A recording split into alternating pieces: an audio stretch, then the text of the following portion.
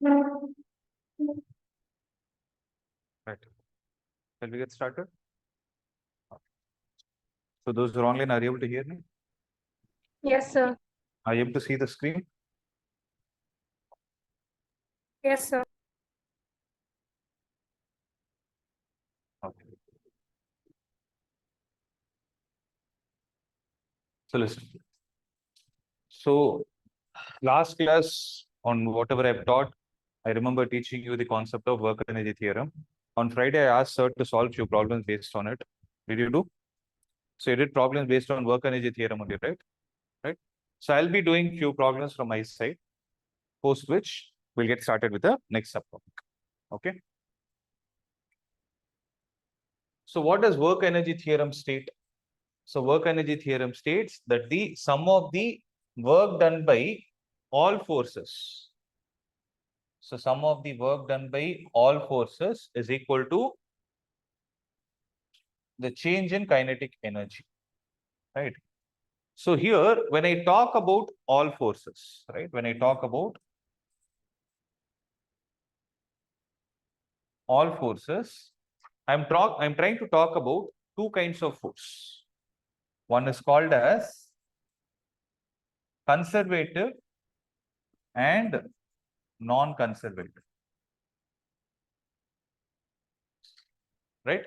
So I'm going to talk about conservative and non-conservative force. Okay.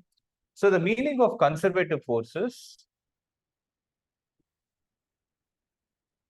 conservative force means if the work done by a particular force in a round trip is zero. So work done by a particular force in round trip is equal to zero. You say that the force is conservative in nature.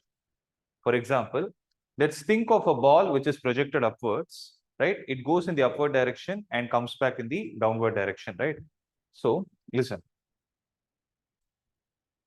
you can actually first make a note of, so we'll start from the beginning. You can just make a note of conservative and non-conservative forces.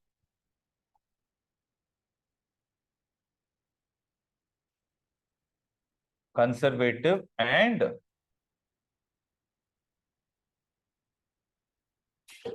non-conservative forces. Okay.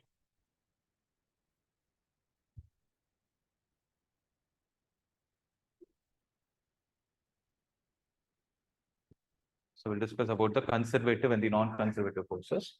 So conservative forces are those forces where work done by them, so work done by conservative force in a round trip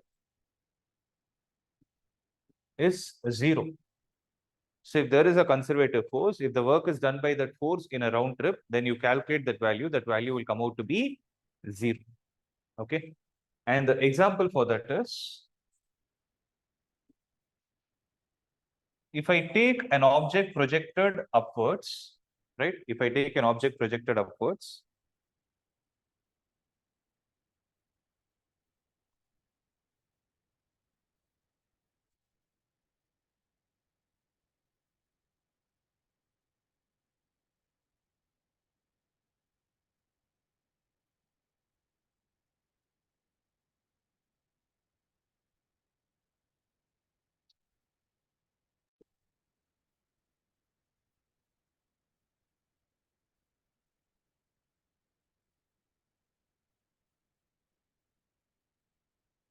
just a minute.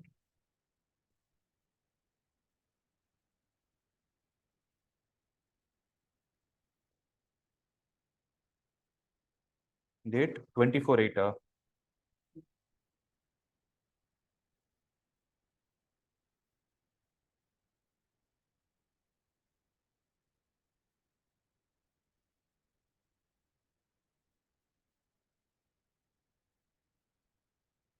Right. See, if an object is projected upwards, it goes to the maximum height and then comes back. Right? It goes to the maximum height and then comes back. Let's say the height across which the object is traveling is h. Okay, it is traveling to a height h. So during the upward journey, so when I talk about the upward journey, right, then what is going to happen? Weight is acting in the downward direction and the displacement is taking place in the upward direction, right? Mg is downwards, h is upwards. So what is the work done by mg in this case?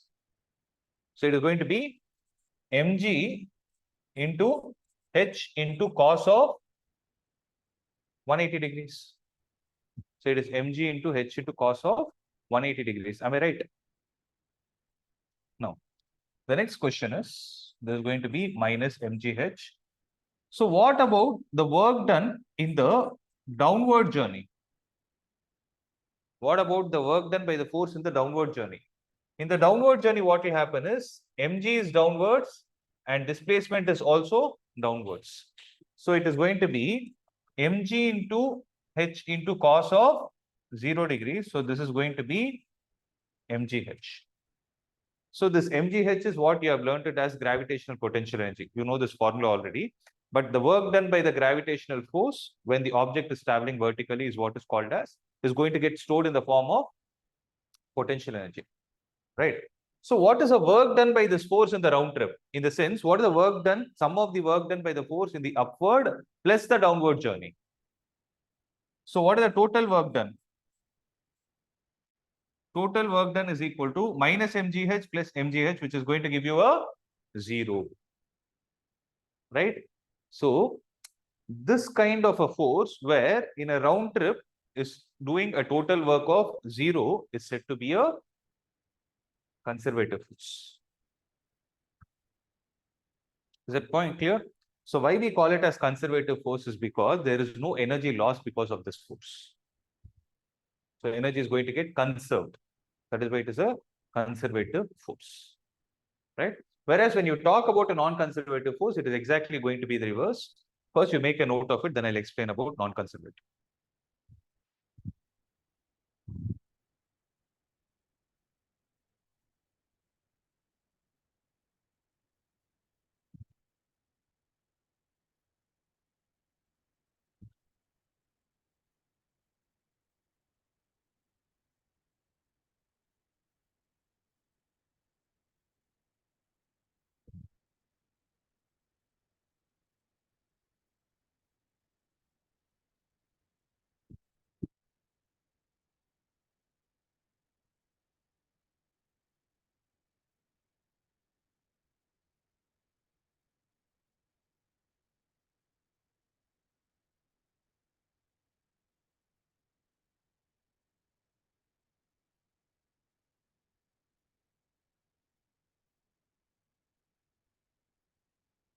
Those are online, could you understand? Yes, sir.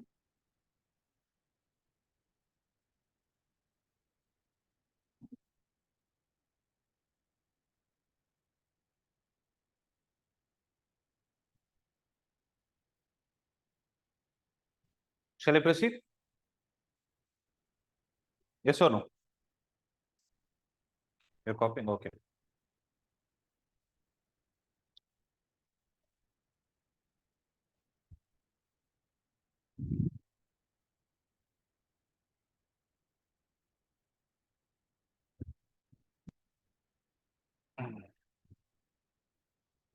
Okay. So listen to this. Whenever you talk about work done by a conservative force between 2 points, suppose you want to take the object from one position to another, and the force which is helping us to move the object is a conservative force. Okay. So what is our objective? You have a point A and you have another point B. You want to move the object from A to B with the help of which force? A conservative force. It can be anything, right? But one thing is clear, if that force does the work in a round trip to be 0, it is conservative. We'll be learning certain examples. So if I want to take the object from A to B with the help of a conservative force, whether I take the object in this direction or this direction or this direction or in this direction, work done by the conservative force in all the scenarios is going to be the same. That is a very, very important point to be noted. Okay. So what is actually happening here is what is changing in each scenario? It is a path. It is a way we approach from point A to point B. But one thing is clear. What is it? It is the displacement. So displacement between the points is going to be the same.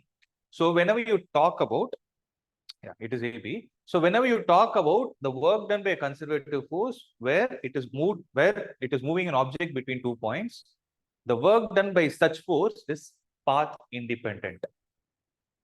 So it's a very, very important statement. You'll see it in many places in your books also. It says that work done by a conservative force is path independent. Okay.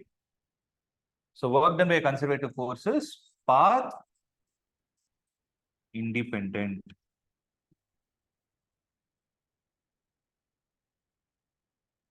Am I clear with this? Right. Those who are online, am I clear? Yes, sir. Yes. See, now it is important for us to have a clarity about what is this non-conservative force, right? So, here I'm going to talk about the non-conservative force. So, as the name suggests, right, it is exactly going to be the opposite of what a conservative force is. What is a conservative force? Work done by a force in a round trip is 0. You can categorize that force as a conservative force. Then what should a non-conservative force do? Work done by it in round trip will not be equal to 0. Right. The question is, what kind of a force exists which is going to be a non-conservative? Let's see an example. So if I take a surface like this, on which there is a block of mass m kept, and the surface is considered to be rough. Right. So there is a pulling force that is acting on this object, which is taking the object from point A, let's say, to point B. Right. This is going to be half of the round trip. Now, let's say the object has gone here. I'm drawing it with dotted lines because it's my imagination. After it has gone there, I'm trying to understand what will happen in the round trip. So after the object has gone there, I will change the same value of force to the left-hand side and make the object move between the points B and A. Right? Now, let's answer the question about work done by frictional force. So small f is used for friction. So work done by the frictional force when the object is moving from point A to point B is what? So work done by the frictional force when the object is moving from point A to point B. Let me take the displacement between A and B to be S. Right? So work done by the frictional force is going to be how much? If you observe, when the object is going from A to B, the frictional force obviously is going to be in the backward direction because it is going to resist the external force that we are applying. So how much is it going to be? It will be F into, I'm assuming it's a constant force. For constant force, we know what we are supposed to do. Force into displacement into cos theta. So it is F into S into how much? Cos of 180. So how much will this be? Minus F into S. Right. Similarly, work done by the same friction when the object is moving from B to A, only then I can complete the round trip, right, is equal to how much? When the object is moving in this direction, friction is going to change its direction.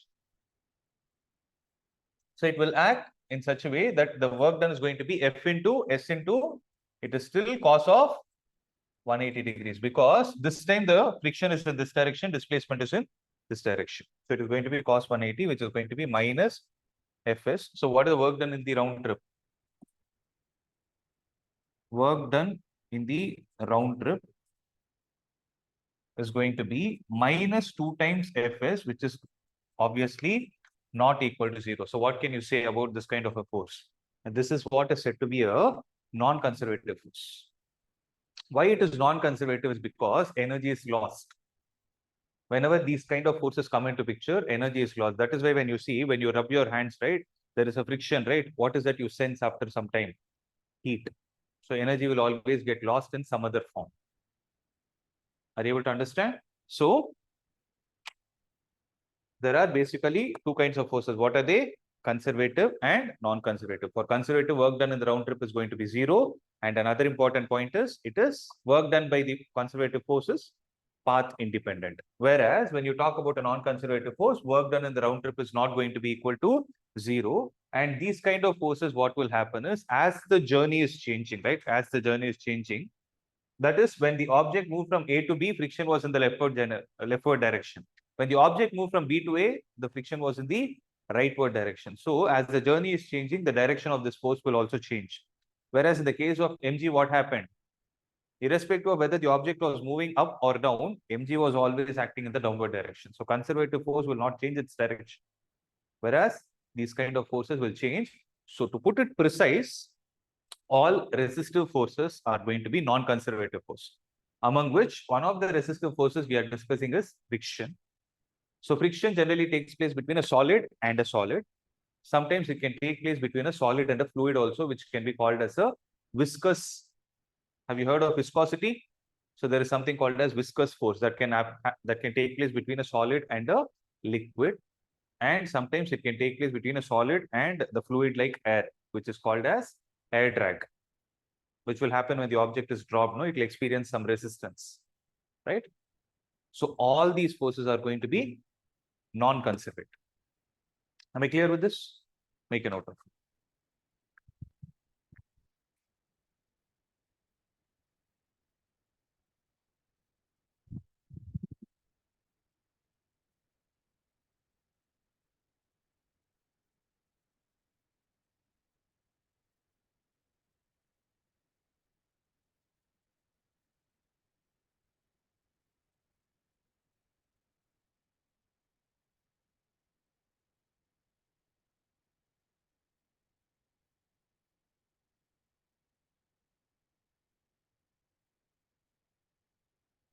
You all watch Chandrayaan live?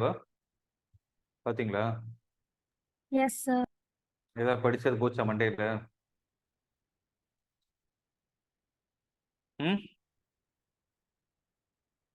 ஏதாவது புரிஞ்சது அவங்க சொன்னது? Yeah, the numbers, they were showing some numbers, no, some graphs and all this.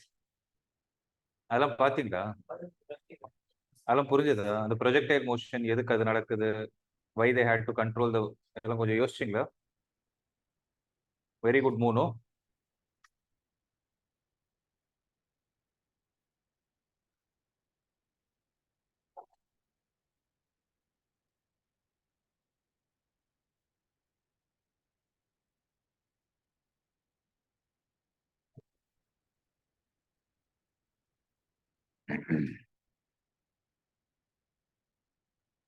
Yesterday we had class இங்க காட்டிட்டு இருந்தோம். We had math class at that time. அப்படின்னு நிறுத்திட்டு அது அப்புறம் படிச்சுக்கலாம். 12th. Shall I proceed? Right?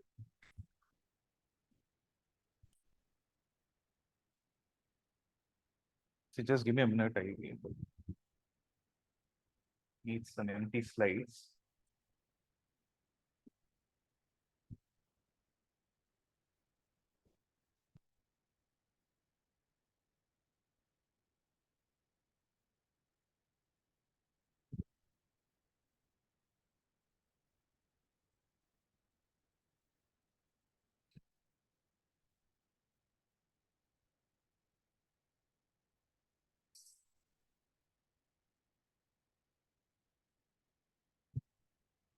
Okay, listen. Yeah. So now we'll solve some problems that are based on work, energy.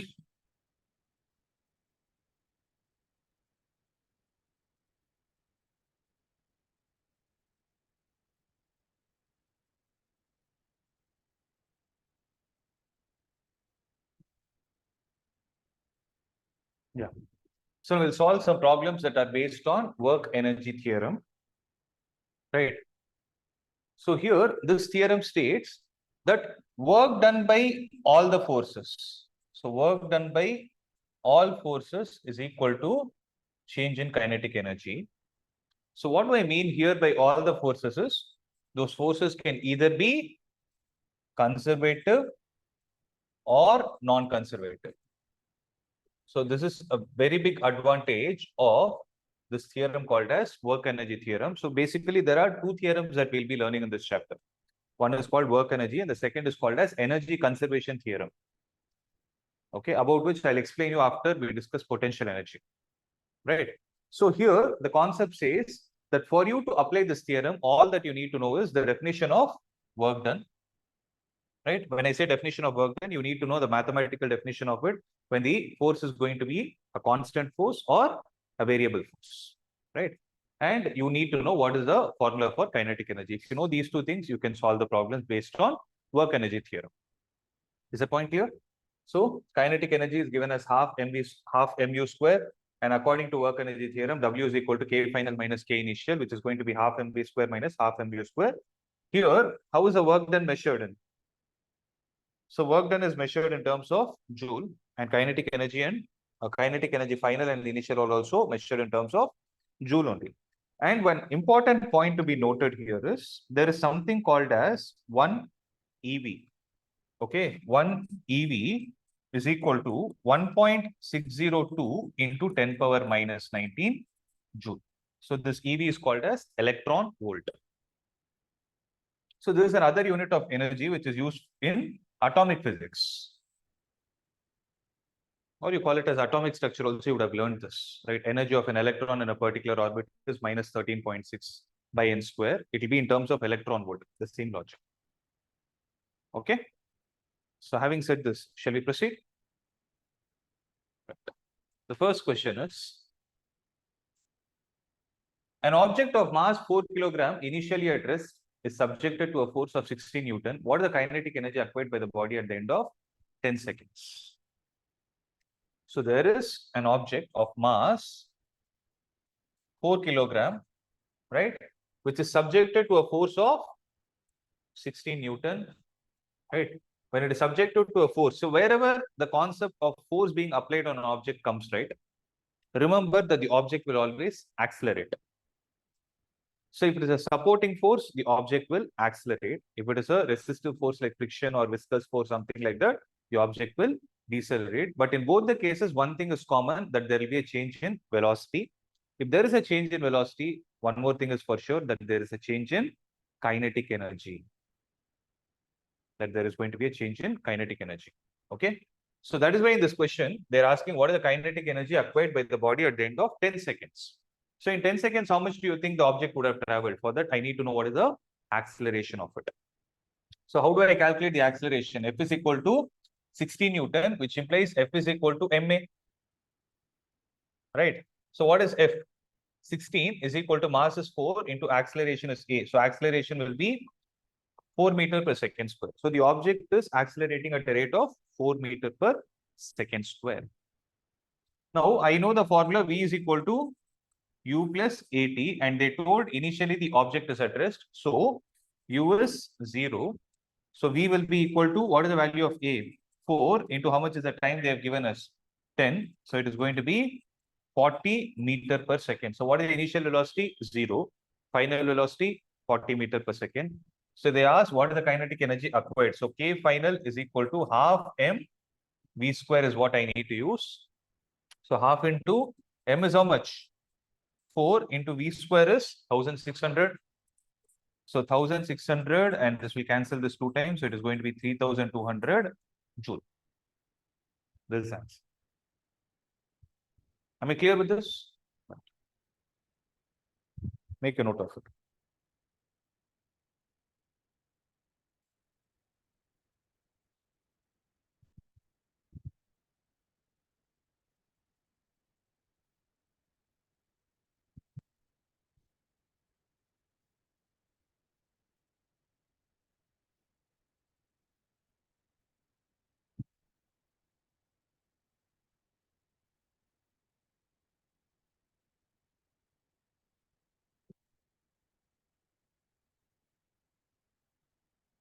Shall I proceed?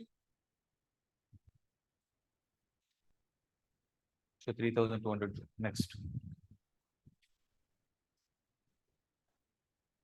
Next one is a toy rocket of mass 0.1 kilogram has a small fuel of mass 0.02 kilogram, which it burns out in 3 seconds. Starting from rest on a horizontal smooth track, it gets a speed of 20 meters per second after the fuel is burnt out. What is the approximate thrust of the rocket? Right? What is the approximate thrust of the rocket? What is the energy content per unit mass of the fuel? Ignore the small mass variation of the rocket during the fuel burning. So this is an example of actually variable mass. Because when the fuel is lost, what will happen? The weight of the rocket, the mass of the rocket will also change. But what they are saying is, since it's a toy rocket and it's very less amount of fuel that is being lost, ignore it. Okay.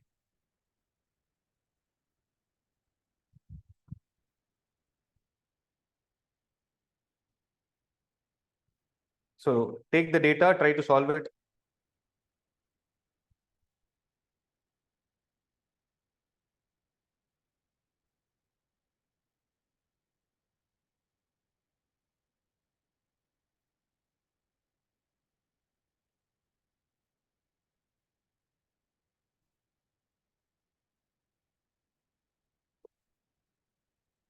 So how are we supposed to proceed?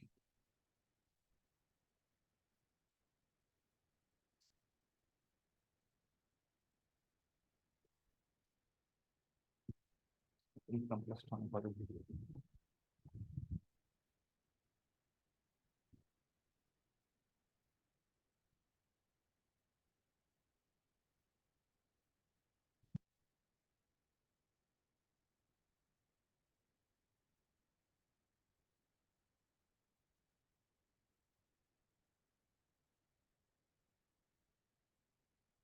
Is it my phone? The notification here. Where is it?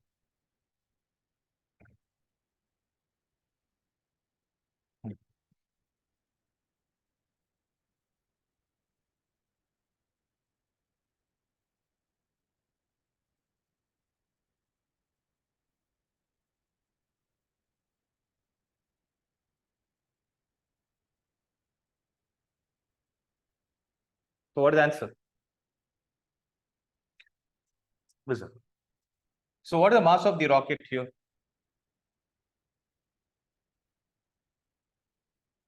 So what is the mass of the rocket? 0.1 kilogram, right? So fuel is going to be 0.02 kilogram, but we can ignore that. Okay. So what is the time it takes for the fuel to get burnt out? It is 3 seconds. So starting from rest, initial velocity of the object is 0. Starting from rest on a horizontal smooth track, it gets a speed of 20 meter per second after the fuel is burnt out. So V is equal to how much? 20 meter per second. What is the approximate thrust of the rocket? So thrust means they're talking about the force here. So what do you mean by force here?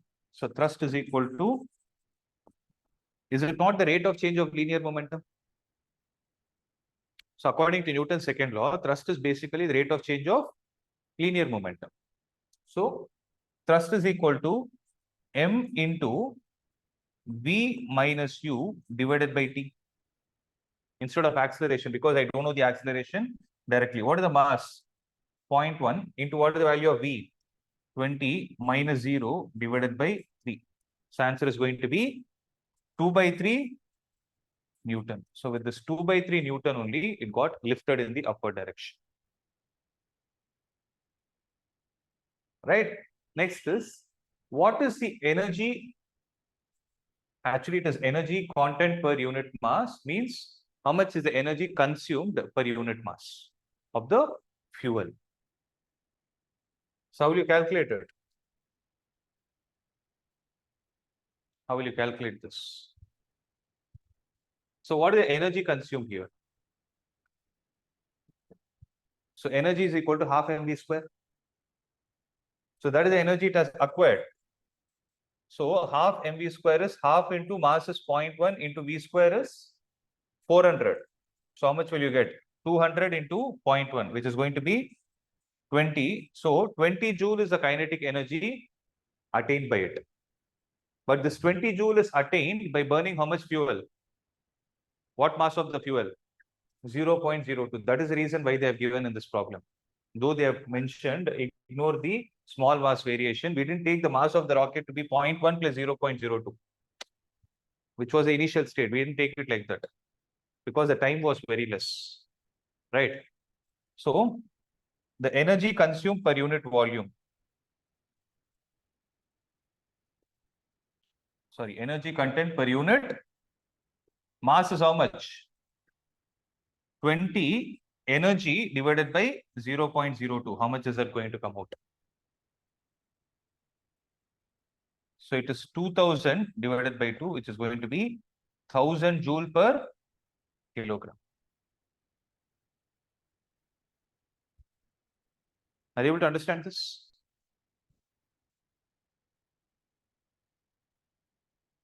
' Did you all understand those who are online? Yes, sir. Yes. Good. Just make a note of it. Yeah.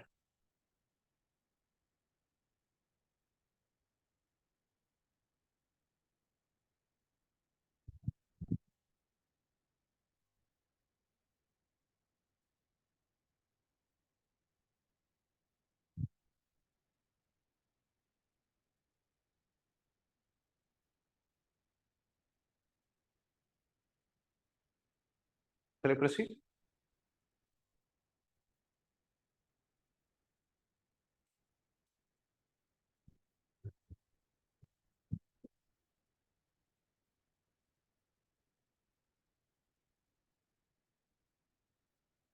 So the third problem is a bullet weighing 10 gram is fired with a velocity of 800 meters per second. So mass of the bullet is 10 gram and velocity is going to be 800 meter per second. After passing through a mud wall 1 meter thick. So there is a wall which is made up of mud and the thickness of the wall is going to be 1 meter. So how much did it penetrate through? After passing through a mud wall, 1 meter thick means it has completely gone. It has traveled 1 meter distance inside the wall. Its velocity decreases to 100 meter per second. So V is equal to 100 meter per second. Find the average resistance offered by the mud wall. Find the average resistance offered by the mud wall. So how to do this? It's very simple. All that you need to do is apply work energy theorem. Work done is equal to change in kinetic energy. So before entering the mud wall, what was the velocity of the bullet? 800. After, at the end of 1 meter, its velocity fell down to 100. So work done is equal to, can I say it fell from 800 to 100 because there was some work done by this force inside, the resistive force inside. So what will happen if there is a constant force, right? Because they use the word average here, I'm assuming it's a constant force inside. So when there is a constant force that is acting, the resistive force will act in this direction and the displacement would have been in this direction. So what is the angle between both? 180. So can I write that as resistive force F into displacement into cos of 180 degrees is equal to half m v square minus half m u square. Makes sense? So my job is to find what is this resistive force, right? So minus F into, what is the displacement? 1 meter is equal to half m, I will take out common. So half into m is how much? So 10 gram means how much? 10. So 10 into 10 power minus 3 kilogram, right? 10 into 10 power minus 3 kilogram into v square minus u square. So 100 is 10 square. So 10 square is 10 power 4 minus 10 power 4 minus 800 square is 8 square into 10 square, which is going to be 64 into 10 power 4. Right? This will cancel this 5 times, right? So 10 power 4 will come out. 5 into 10 power minus 3 into 10 power 4 into minus 63. Why minus 63? 1 minus 64. It is minus 63. It is equal to minus F. Okay. So what is going to be the value of F? F will be equal to 5 into 63 is 15. So 315. So 315 into 10 power 1 Newton or 3150 Newton. This is the amount of resistive force offered by the wall. Okay.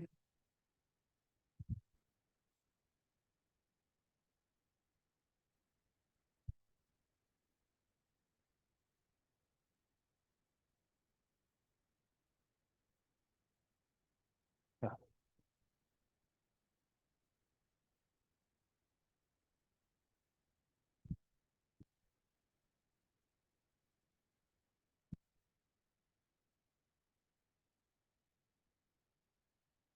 Done with this? Shall I proceed?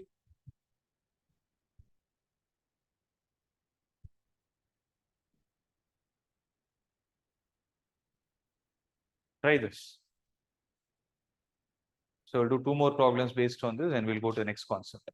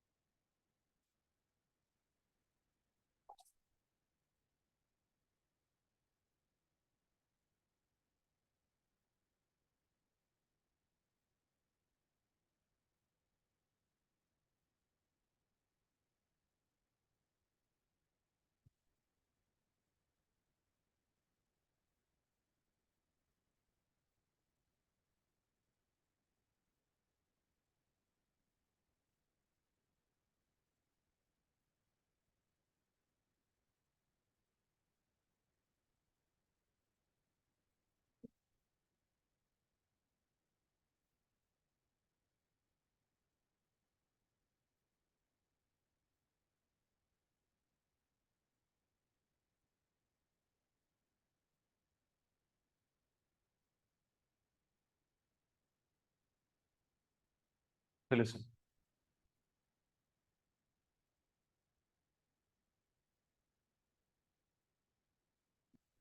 The fourth question is, a shot traveling at a rate of 100 meters per second is just able to pierce a plank 4 centimeter thick. Okay. What velocity is required to just pierce a plank which is 9 centimeter thick? Okay. There is some object that is traveling and it is going and hitting a plank. Let's say there is a wooden plank. Okay.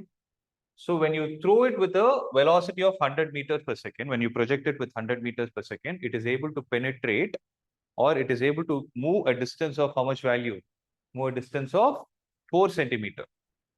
Now the question is, what should be my velocity of projection so that I am able to make the same shot move through a distance of 9 centimeter? You logically think and tell me, to move the shot through a distance of 4 centimeter, if I need 100 meters per second, do I need more velocity or less velocity to push it through 9 centimeter?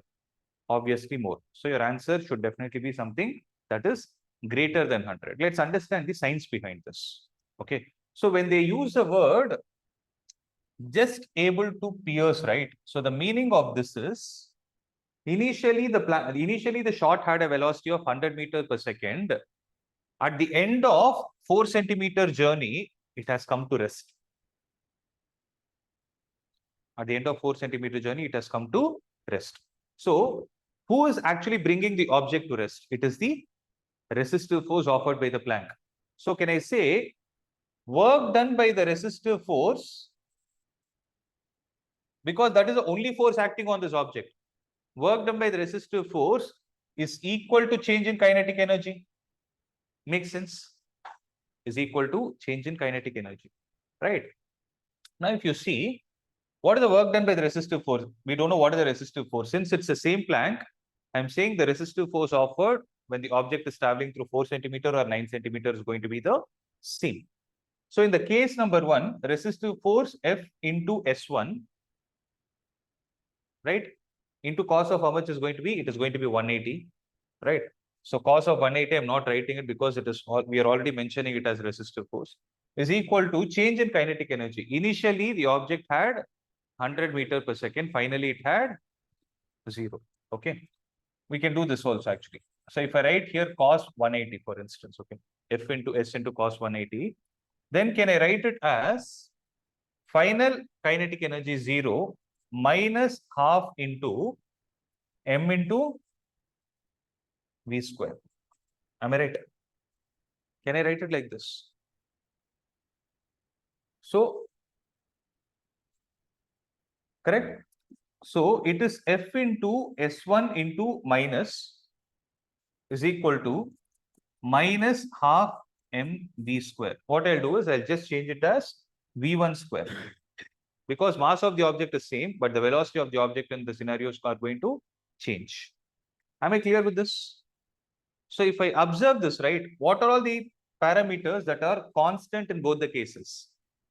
Resistive force is going to be the same and mass of the object will be the same. So what is it I can conclude? Can I conclude that v1 square is directly proportional to s1? or S1 is directly proportional to V1 square. Can I say that? So having said this, can I write V1 square divided by V2 square is equal to S1 divided by S2? Right? So what is V1 square? 100 square. It is going to be 10 power 4 divided by what is V2 square? That's what we need to find, is equal to what is the value of S1? 4. I'm not converting it to meter because it will be into 10 power minus 2 only. 4 divided by 9. So which implies V2 square is equal to 9 by 4 into 10 power 4. V2 square is equal to 9 by 4 into 10 power 4. Then what will be the value of V2? V2 will be square root of this. Square root of 9 by 4 is 3 by 2, 3 by 2 into 10 to power 2. So it is 1.5 into 100, which is going to be 150. So from 100, we need to increase the velocity to 150 meter per second for it to penetrate through 9 centimeter thickness. Is that clear? Is clear or not? புரியுதா? உங்களுக்கு ஏதாவது doubt இருக்கா? இப்போ அவன் என்ன கேட்குறேன்? வேற answer வந்துதான். 225 வந்து என்ன பண்ணீங்க? What was?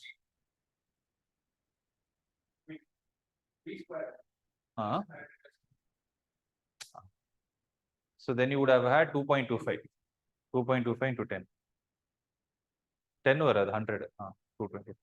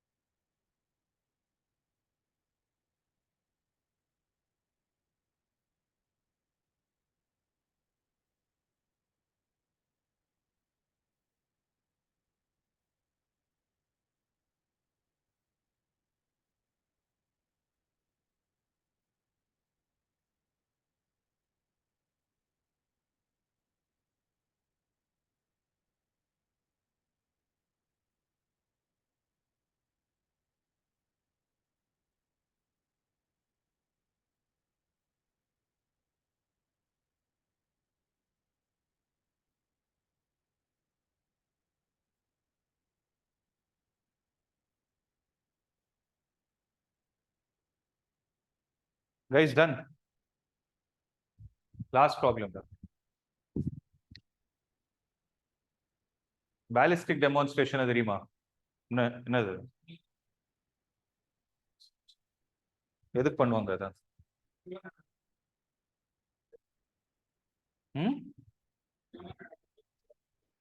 ஹியூமன் அனாட்டமில என்ன பண்ணுவாங்கடா?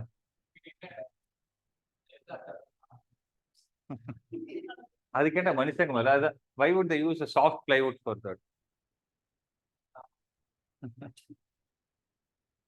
That is right. But yeah, see, generally after these incidents, no unfortunate incidents, what will happen is they need to go for a, what do you say, investigation, right? நீ சொன்னது correct தான். இப்போ நிறைய படத்துல எல்லாம் காட்டுவாங்கல்ல, விண்டோல இருந்து இப்படி போய் the bullet went in this direction. See, it would have come from that angle. அதெல்லாம் சொல்லுவாங்க பாத்தியா? You've seen those things, sir? Watch thrillers, sir? I watch a lot. You watch, sir? வாய் திறந்து பேசு, பாப்பியா இல்லையா? உன்னடா உன்னை நீ பாப்பன்னு எனக்கு தெரிஞ்சிருச்சு. நீ ஆன்சர் கொடுத்தது பார்த்தா எனக்கு தெரிஞ்சிருச்சு. படத்துல தான் இருப்பேன். பாப்பியா? அதுதான் பாரு.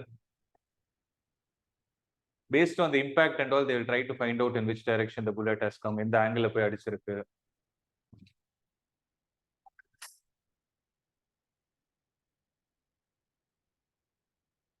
So try to solve this murder case.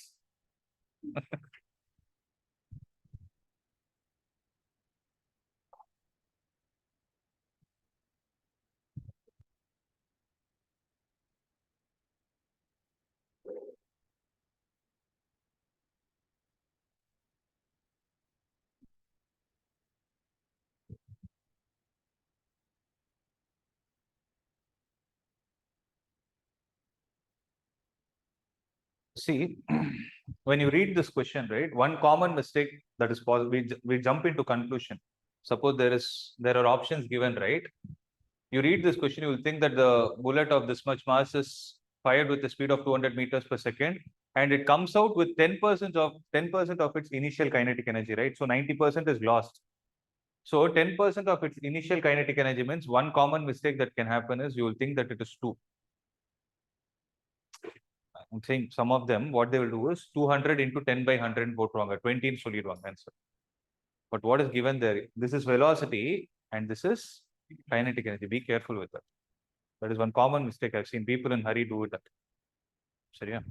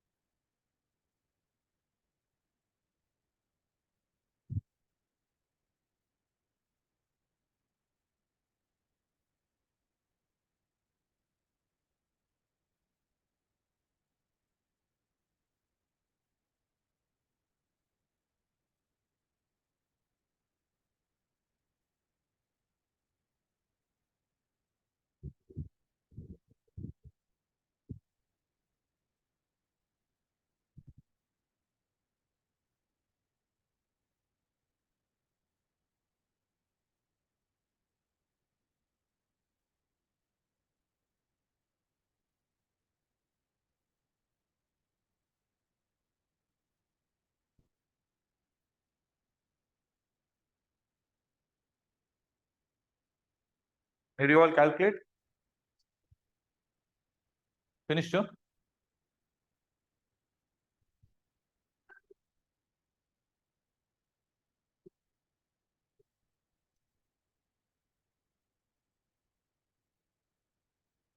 There is one unwanted data here to confuse you.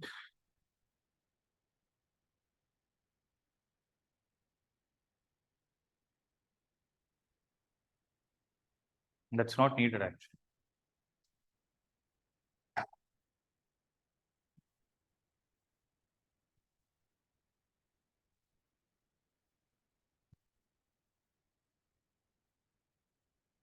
So listen.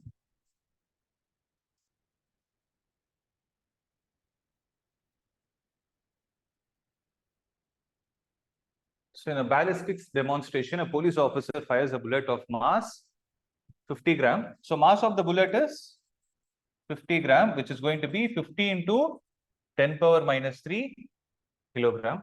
And it is fired with a speed of how much value? 200 meter per second on a soft plywood of thickness 2 centimeter. So the distance it is traveling is going to be 2 centimeters. So after 2 centimeters, once it emerges out of the 2 centimeter thickness plywood, what is happening is the bullet is coming with only 10% of its initial kinetic energy. So first, let's calculate what is the initial kinetic energy of the system. So what is going to be the initial kinetic energy? It is going to be half m u square. So half into what is the value of m? 50 into 10 power minus 3 into what is the value of u square? 4 into 10 power 4. Am I right? See, 2 square is 4. The 100 is 10 square. 10 square power 2 is 10 power 4. So how much will you get? So this will cancel this 2 times. So 100 into 10. So you will get 1000 joule. So this is going to be the initial kinetic energy of the bullet. But what is going to be the final kinetic energy? So kinetic energy final is going to be 10% of this value. 10% of this value is only 100. So 10% of 1000, 0.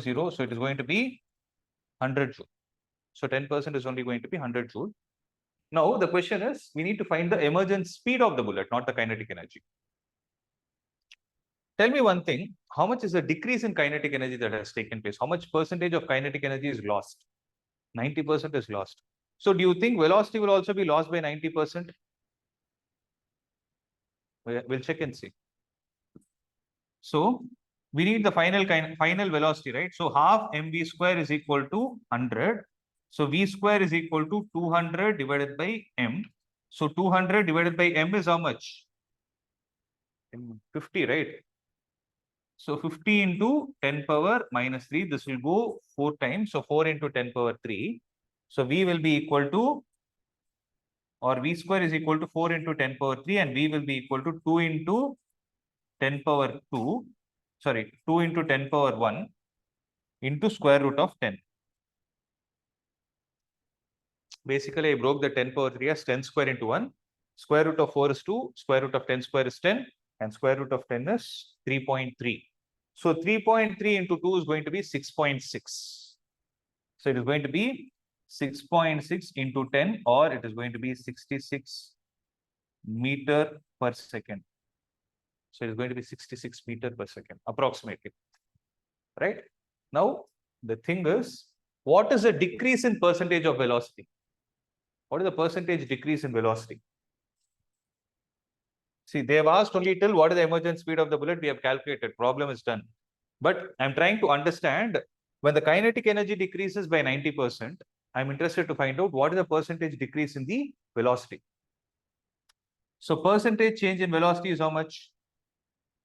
Final, that is 66, right? Okay, I'll take 66 minus 200. So basically, percentage change in something is final minus initial by initial. What is it? Final minus initial by initial into 100. So final is 66 minus 200 divided by 200 into 100. This will cancel this 2 times. So 66 minus 200 is going to be minus 134. So minus 134 divided by 2 is going to be minus 67%. So minus indicates that there is a loss. So the velocity actually decreases by 67%, whereas the kinetic energy is lost by a factor of 90%. You're able to understand?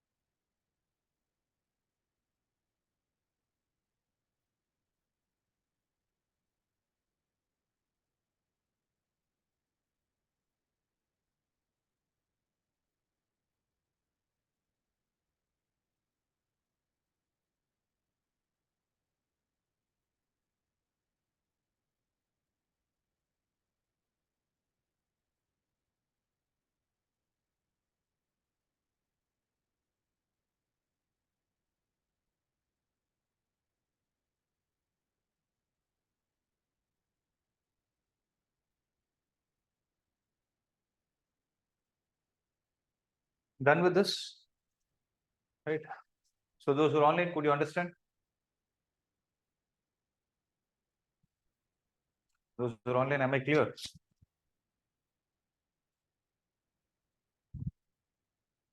Listen. So we'll go to the next topic, that is potential energy.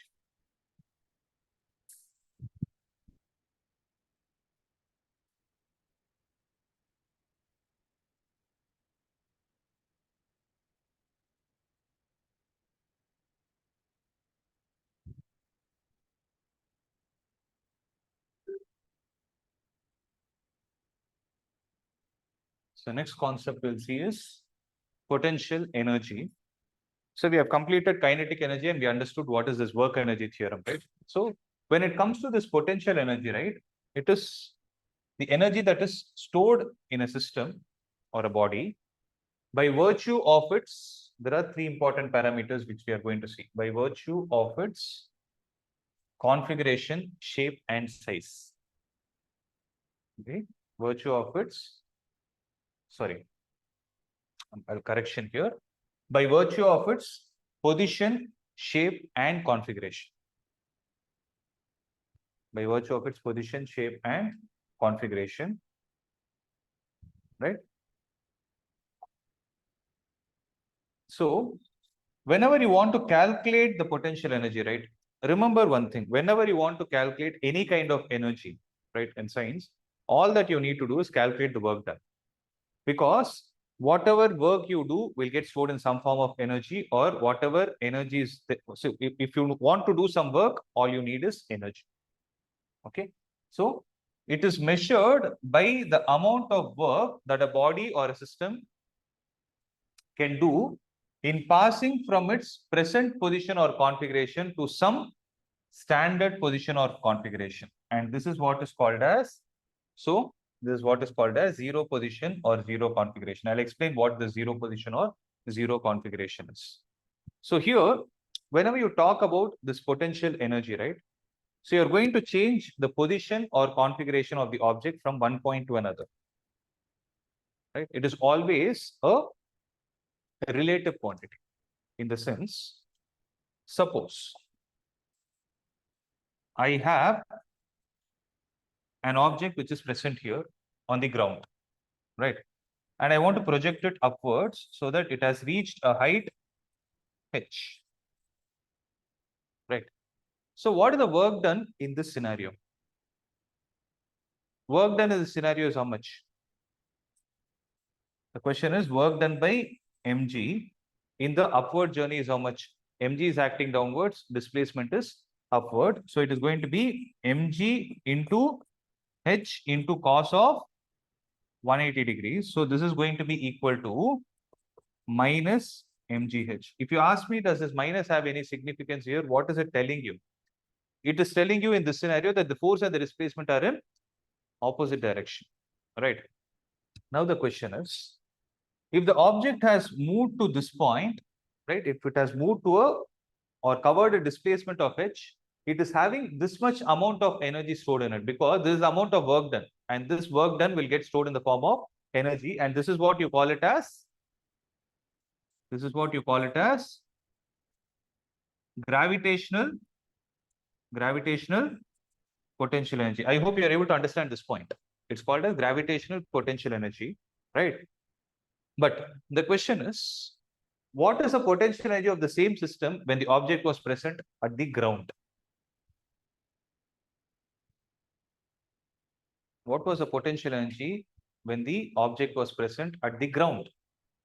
Answer is 0. Why? That is what this mathematical expression that you derived is going to tell us. So when you put h is equal to 0, the value is going to come out as 0. So that point is what is called as zero position or zero configuration. In this case, you will not call it as configuration, you would call it as zero position, because that is taken as the reference. So what I'm trying to tell you here is, whenever you want to calculate potential energy, don't blindly apply the formula. The first question that you need to ask is, with reference to which point? So if they say calculate the potential energy of the system, the first question you should ask is with reference to which point, you're asking that which point, no, that which point is what is called as the reference point, or you can take it as the zero position. Am I clear with this point? Right?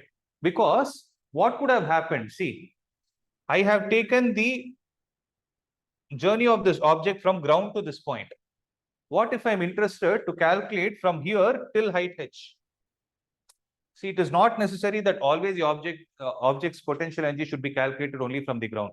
What if there was a scenario where I'm interested to study about the object between these 2 points, right? Where this point itself is at a certain height, h dash from the ground, but still the object between these 2 points has traveled a distance of the same h.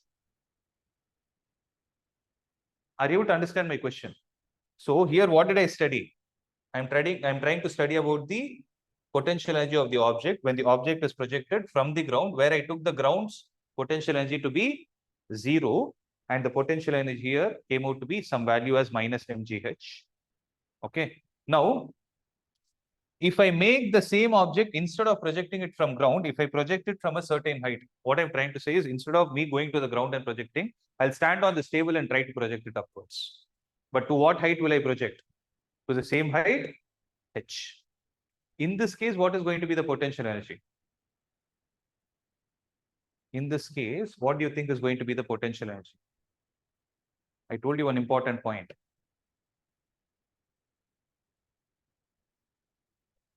It will be same if you take this as the zero reference point. Are you able to understand? Actually, it is almost like the same scenario. But what is the game change here? Game changing factor here. Thing is, I didn't project it from the ground. I projected it from certain height, h dash. But if I take this height, h dash, to be the reference line, then my answer will still be the same as mgh. So potential energy is all about the game of considering where the reference point is. Okay. Had you considered the ground as the reference point, then what would have been the answer? mg into h plus h dash would have been the answer. Are you able to understand? So that is a very, very, very important thing. Like, see, there are 2 things you need to remember in this chapter. Name of the chapter is work, energy, and power, right?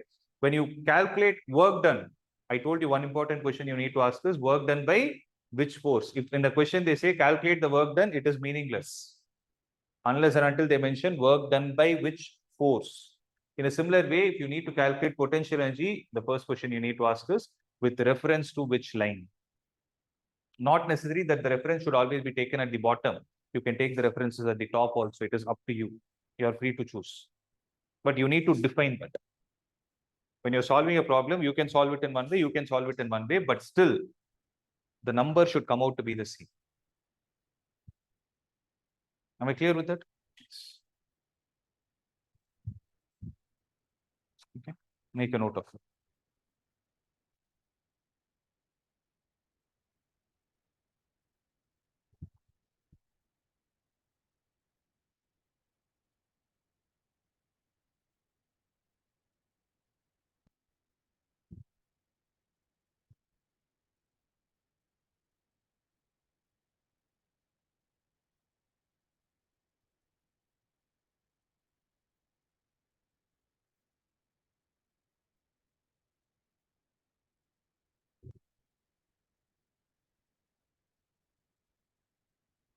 Those who are online are able to understand? Yes, sir. Yeah.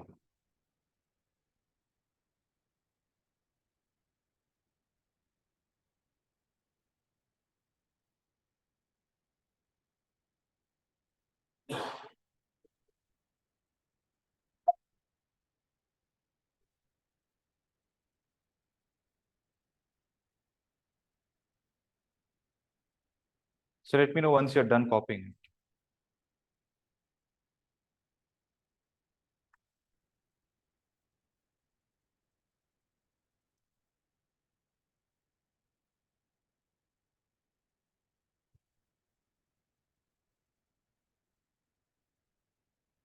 So let me know once you're done. Okay. Are you done? Right. So let's see some examples of potential energy due to position. I told you, position, shape, and configuration will come into picture. So, examples of potential energy due to position means, first one, an object lying on the roof of a building has some potential energy. When allowed to fall down, it can do some work. See, if I have an object at the top of something, I'm holding it also, for instance. If I hold it here, does this have any energy with it?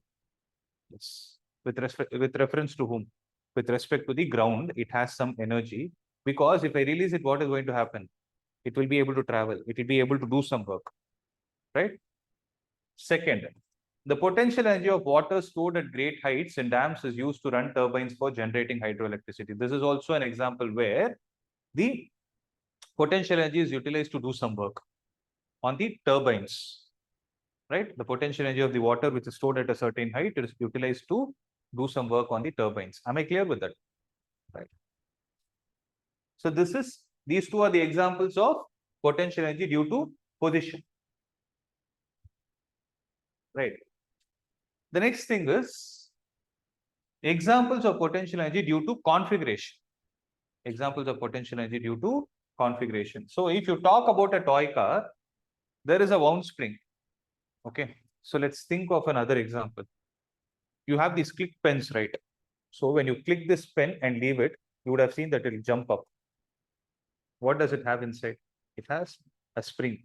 So when you try to press it like this, what is going to happen? The nib will come out, right? When the nib is coming out, what does it do to the spring inside? It will compress it. So when you release it, what is happening is the nib is trying to go back to its original position, due to which the spring is releasing some energy. That is why it will jump upwards. You have it? Okay. So when you press it, right, you're actually compressing the spring. You're storing some energy in the spring. What is the name of that energy? Any idea? It is called as elastic potential energy. So potential energy itself is categorized into many types. So what generally happens in your ninth grade, you would have learned only about MGH. So you would think that that is the only potential energy of the system. No. So when you talk about it, right? So this is the one I was telling.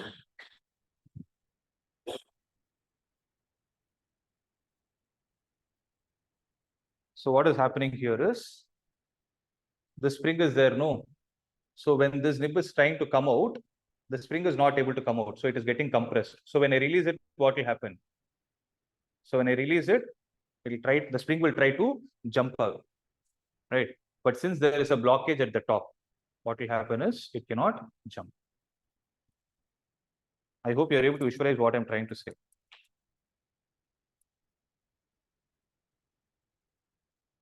Okay.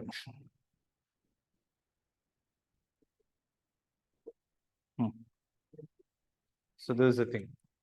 It's not jumping much, but okay. But I hope you're able to visualize it, right? So this is an example. In a similar way, you can. So why I use this example is because something you can see it directly. So you think of the same logic that is applicable where you have a toy car which has a spring around it, right? So what will happen? It will have some potential energy, because spring is going to store the energy in the form of elastic potential energy, right? So as the spring is released, what will happen? Its potential energy changes into kinetic energy, due to which the toy car is able to move. Simple. Similarly, when you talk about a stretched bow, what is going to happen? There is a tension in the string. Due to the tension in the string, what is happening? There is some potential energy stored in it. Is there an elongation taking place, or is there a displacement that is going to take place? So due to the change in configuration of that system, what is going to happen? There will be some potential energy stored in whom? In the string. As soon as you release it, what will happen? That potential energy will get converted to kinetic energy, right? And third is the potential energy of a compressed spring in a loaded gun. So the bullet is fired with a large velocity on the firing gun. So instead of gun, we can think of this pen, right? So all these are examples of potential energy that arise due to the configuration of the system. Clear with this? Right. So I told you, when you talk about the potential energy, right? we don't think only of MGH. So potential energy are classified into different types. What are they? The first one is called as the gravitational potential energy, which is given by one of the formulas MGH. In your 9th chapter, you learn it in a different way. There is another formula for it also. Okay. So it is going to be MGH. So what is gravitational potential energy? It is a potential energy associated with the state of separation of two bodies which attract one another with the help of gravitational force. So here force decides the kind of energy possessed by the system. So if the system is experiencing gravitational force, it will be gravitational potential energy, right? If it is going to experience elastic force, then it is going to be elastic potential energy, like what happens in a string and a spring. Okay. So string also, what can happen is when you try to pull it, right, it is going to have some elasticity due to which energy is stored in it in the form of elastic potential energy, right? Then there is something called as electrostatic potential energy. Electrostatic potential energy is going to arise due to the interaction that is taking place between electric charges. So that is taking place between electric charges, right? So you can just make a quick note of it. What are the three types of energy we discussed? Gravitational, elastic, and the electrostatic. Okay, just make a note of it.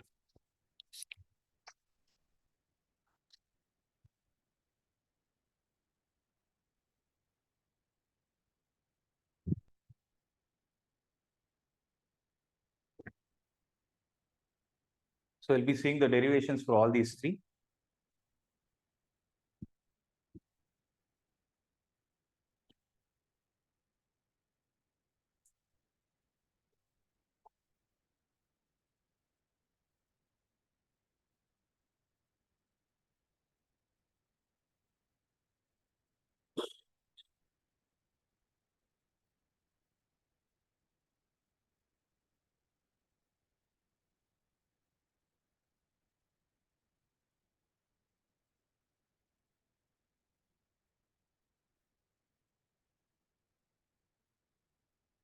Done?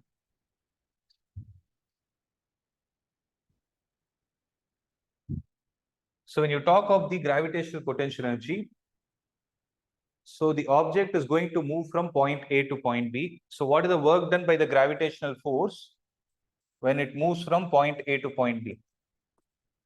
It is going to be mg. So mg downwards, h upwards into cos of 180 degrees. So which is going to be minus mg h. That's it. So this is what is the computation of gravitational potential energy. Right. And remember, the potential energy symbol that is used is capital U. For kinetic energy, we use K or Ke. For potential energy, we use capital U. Okay.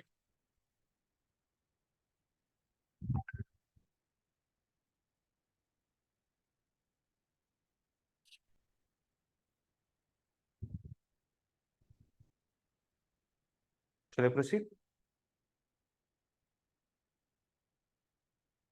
So this one we have discussed, no, conservative and non-conservative forces. So for conservative force, it is going to be path independent. That's a diagram there. So the question is gravitational force conservative or non-conservative? Is gravitational force conservative or non-conservative? So we know this already. So gravitational forces,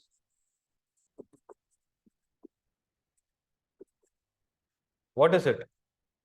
It is conservative in nature because the work done by a gravitational force in a round trip came out to be 0. So this is a very important point to be noted.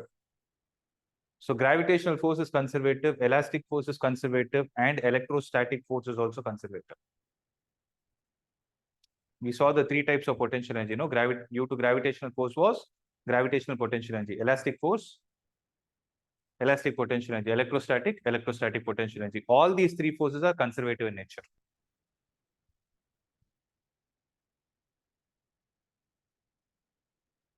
Okay.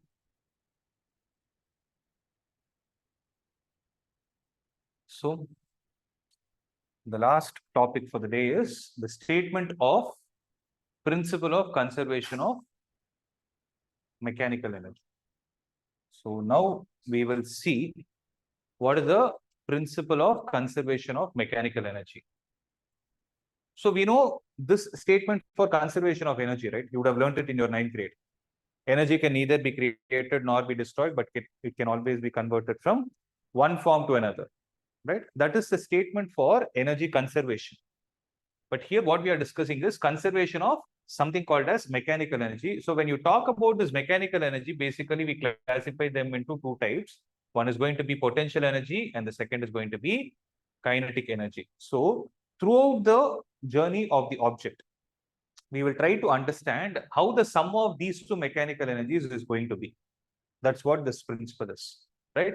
So the principle of conservation of mechanical energy states that, listen to this very carefully. I told you, you will learn about two theorems. One is work energy theorem and the second is called as energy conservation theorem. This is the statement. Okay. So when I spoke about work energy theorem, what is the point I stressed upon? Work done by all the forces. When I say all the forces, they can be conservative or non-conservative forces. So work done by all the forces is going to be changed in kinetic energy. Whereas when you want to talk about the conservation of mechanical energy, it is important that there should only be conservative forces. So this theorem is not applicable if there are non-conservative forces. So the statement is, if only the conservative forces are doing work on an object, then the total mechanical energy, that is the kinetic energy plus the potential energy, will always remain constant. That is the statement. So what is it? If there is only conservative force that is doing work on the system, then the sum of the kinetic energy and potential energy, which is put together called as mechanical energy, always remains a constant. Right? So why is it so? I'll prove it in the next class and show.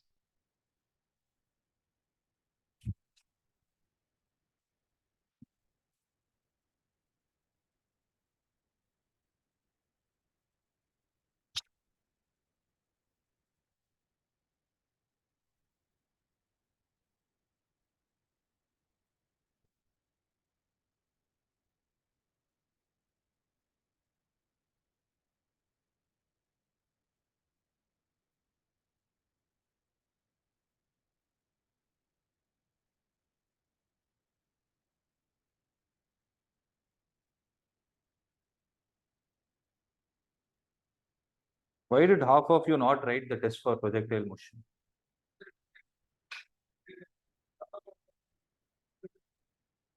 சரி அதுக்கப்புறம் அமிச்சியா பேப்பரை but உன் mark enter ஆகலைங்க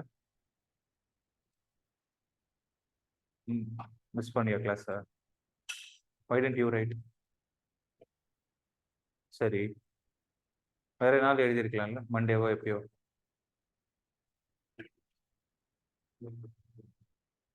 எதுக்கு சரி but if you had that issue you could have told me at least you wanted to write but இப்போ test போயிடுச்சுல